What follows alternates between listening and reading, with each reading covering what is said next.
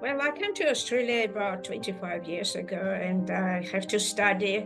And I now a tax accountant, and was was involved with positive real estate to buy properties. You're listening to Property Investor Tales, stories from the front yard. Hello and welcome to Property Investor Tales, stories from the front yard, where I get to speak to property investors from around Australia about their investing journey. My name is Megan Wolfenden and I'm one of the advisors here at Positive Real Estate, where we help people build wealth through property. With over 8,000 clients across Australia and New Zealand, there are some incredible stories to tell, which hopefully make your investing journey that little bit easier and will inspire you along the way. So my guest today is the fabulous Elena Zaitseva. And we discuss going deep into your education, having a team around you that are experts in their field, and the importance of working to a budget to meet your property goals. Enjoy this conversation with Elena. Hello, everyone, and welcome to the podcast. My name is Megan Wolfenden, and today I am hosting the podcast with our fabulous guest, Elena Zaitseva. Welcome to the podcast, Elena. Thank you. Hello, Megan. Hello, it's good to have you here. Let's get straight into it, Elena. We've been chatting a bit offline and you've told me a little bit about your story, both personal and professional. Tell me a bit about your background. Well, I came to Australia about 25 years ago, and I have to study. And I now a tax accountant, and was was involved with positive real estate to buy properties. Perfect, thank you. So you got here at about 30 with your mum and your daughter. How difficult was it to change countries? Well, it was not easy. It's a journey to, first was to survive, second to establish your profession, and then to buy your new property, like a new home. So it was a journey, yes. Yes. And why do you think you were interested in buying into investment property, Elena? Because this time goes by, you start to think about your retirement. And in retirement, you have to really not to worry, but you have to really establish some kind of the income where you could meet your lifestyle. So Yes. that is a property business is probably the most suitable business for retirement. Very good. So before you met PRE, what was your experience with property? Well, it's very tiring and very time-consuming business, because to buy a property like for my home, I spent more than half a year, first of all, hunting, go for inspection, make an offer, do your due diligence, and it was a lots of time consuming, because every single weekend you engaged with inspection, you engaged with agent, and then when you make an offer, you have to really organize your finances, and then settle. It's very, very difficult time. Very difficult. Yes, it can be a bit stressful, can it? Yeah. How long after you bought your property did you start thinking about investing, after you bought your own home? Oh, it's more than 10 years, yes.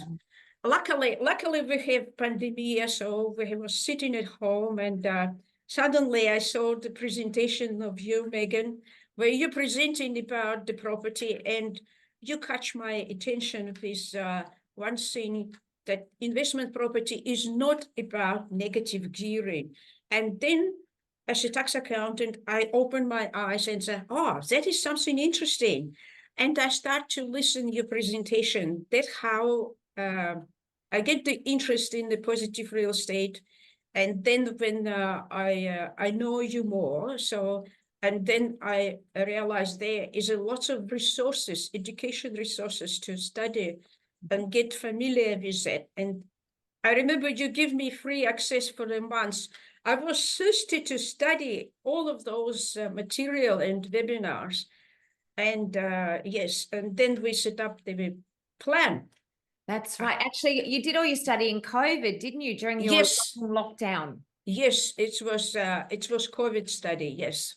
Yes, it was interesting thinking about real estate when we're stuck in the house and, people had to leave Australia and all of that. It was a weird time, wasn't it? Well, yes, because it's plenty of time to delegate to something positive. That's good. That's good. Do you talk to family and friends about investing? No, I didn't tell my family because the mindset, you have to really share your goal with the same mind people. And in a positive real estate, anyone you approach, they have opportunities, they have possibility, they would advise how to make it. When you speak with the family, because they have limited knowledge, they've never have it before. Similar with the friends, when they purchase, for example, their own home, majority of people have very tough time. And when I become a member of Positive Real Estate, and all resources and all professionals, including the broker, was for me. And so I thought I shouldn't share this with anyone to keep it really live, because you have to really maintain that mindset. Yes, yes. You don't want somebody to pull you down if they don't have all the same information as you. That's right. It's a good lesson, isn't it? You can talk to people about real estate who have had the success in real estate, not people who don't know about it. Yes, and also what I like, if I need your advice, if I need you, I always can jump and set up the appointment for half an hour or 15 minutes just to ask specific questions. And like I was really to buy another one, and then you said, nah, let's do our figures, and you put my me to the ground. So let's do step at a time. And I like it because your coaching is really helped me to progress, not to regress, to progress. Oh, that's fabulous. That's Yes. fabulous. Well, let's talk about some of your successes then. Let's talk about your Chermside property.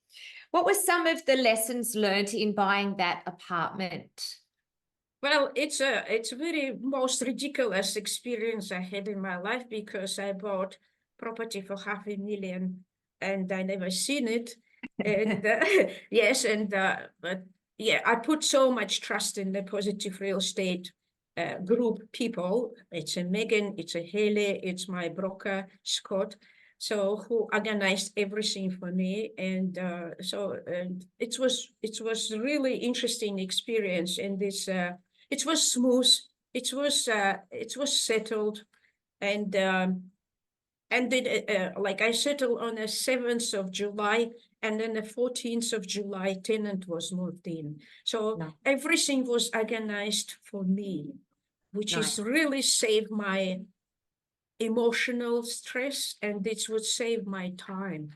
Yes. That is really important. Very good. So you bought that for $495? Yes. And now the rent is at $560. So Yes. that's a very good return on that property. Yes, correct. It's very good.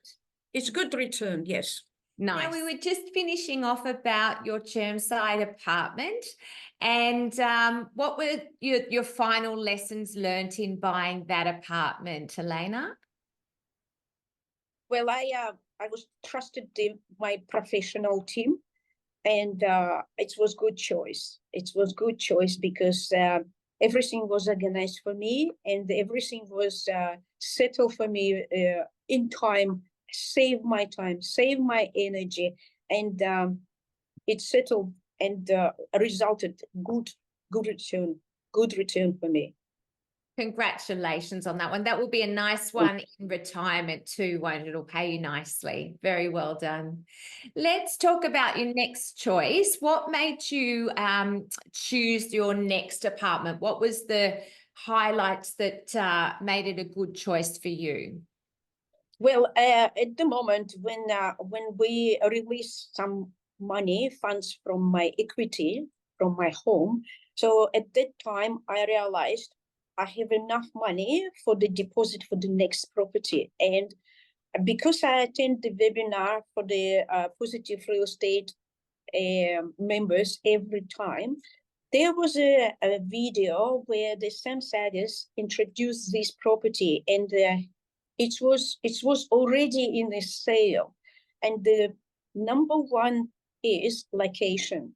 He mentioned the location of this area is quite good to reach the city, and the proximity to the city, 15 minutes to drive. And it's true, because the Westgate Bridge is connected to the city, and bam, and you in the middle of the city of Melbourne, which is make this really comfortable for a young professional, for example, or for students, for anyone who is working in the city. And also I drove around this area, and I see that is really good, nice area. So I was hesitating between this and the other, and the other property which was available for the members to purchase. And I remember we had the meeting with you, Megan, and Haley, and we was making and putting the figures.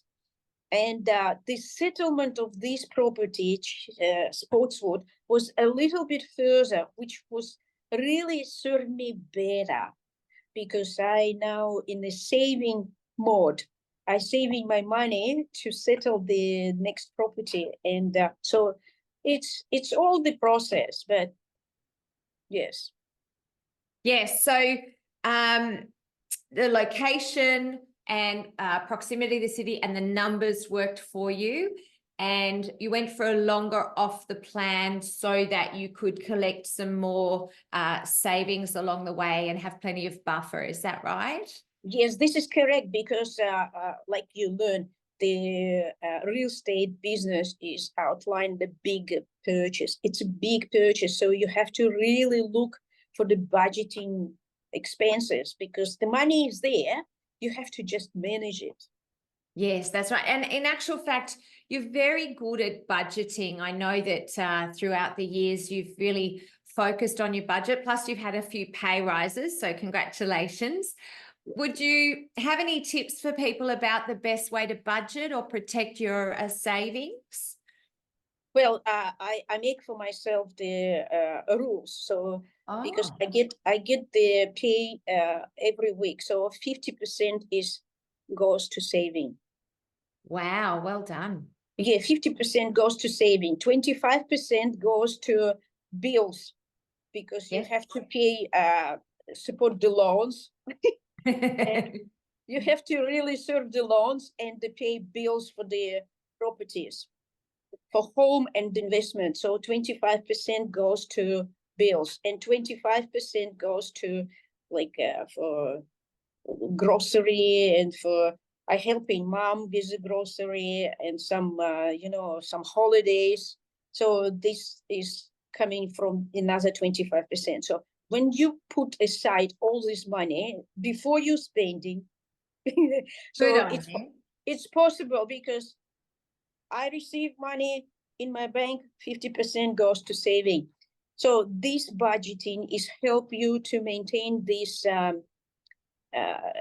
saving, and it's really big pleasure, Megan, to see how it's growing.